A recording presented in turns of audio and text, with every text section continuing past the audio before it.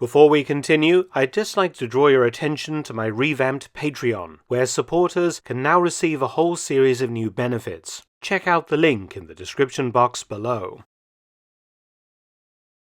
Recently, a television documentary has gained a lot of attention, what the Guardian newspaper has called a dubious documentary concerning exposing of Hitler's secret concerning his genitalia.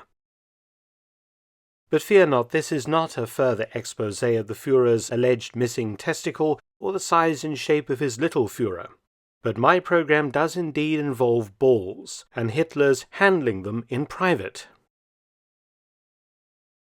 These are the remains of Hitler's private house, the Berghof, centerpiece of the gated Nazi leaders' community at Obersalzberg, above the Bavarian alpine town of Berchtesgaden. Beneath the piles of brick, concrete, and assorted debris that has been piled on top of the site by German demolitions of other Nazi buildings locally, lies a buried secret concerning Hitler. Several feet below the current ground level lies the ruins of the basement level of the Berghof. In one of these rooms, Hitler amused himself, and sometimes Eva Braun as well, with late-night games that, if the nature of these games had become public knowledge in Germany, might have undermined his image as the stern authoritarian leader of the nation. Only his closest confidants knew what Hitler liked to do underneath his house, and when I discovered what it was, it raised my eyebrows, as I'm sure it will yours. So what was the Führer's little secret? Wait for it. Hitler was into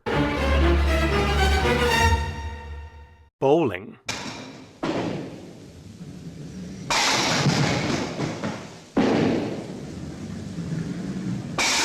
Yes, you heard me right. Adolf Hitler was a secret bowling enthusiast. He liked it so much that he had this bowling alley built into the basement of his house. Now, Hitler was not the most athletic person in the world. His primary interests were reading, listening to Wagner, and eating chocolate cake, even though the Nazi state pushed good body health and sport on its citizens. His only real exercise was walking his dog near his home or around his military headquarters, and if he was at the Berghof, his daily afternoon constitutional walk downhill to the Muslanekopf tea house, barely a mile, and he was always driven back in a small Volkswagen afterwards. Though the Obersalzberg is well suited for skiing, and indeed today is a winter ski resort, and I've skied there myself a few times, unlike Eva Braun and many of the other officers on his staff, Hitler did not ski. And despite this photograph, he didn't toboggan either. But he did enjoy bowling, and to prove to you that this is not a wind-up, I've even found a couple of photos of Hitler in the act of bowling. Here we see the Führer using his bowling alley in 1937. Notice the scoreboard on the wall behind him, the same one in the official photo from the Berghof, proving this picture of Hitler bowling is indeed real. Heinz Linger, Hitler's personal SS valet, recalled Hitler telling him that his bowling must remain a secret, quote, "If the bowling associations get wind of it, they will make me honorary president of every club." End quote. Hitler played a type of German bowling called Kegel, a form of 9-pin bowling. It is very popular all across Europe, except in Britain, where the American-style 10-pin bowling predominates. In fact, 10-pin bowling comes from the original 9-pin version that dates back in Europe to the Middle Ages. I managed to find one other photograph of Hitler bowling from New Year's Eve 1938 with Eva Braun and his guests at the Berghof, the room decorated for Christmas and Hitler bowling in white tie. When the ruins of Hitler's house were demolished in 1952, the Berghof garage and also the basement to the house remained intact for quite some time, though access to the basement was bricked up.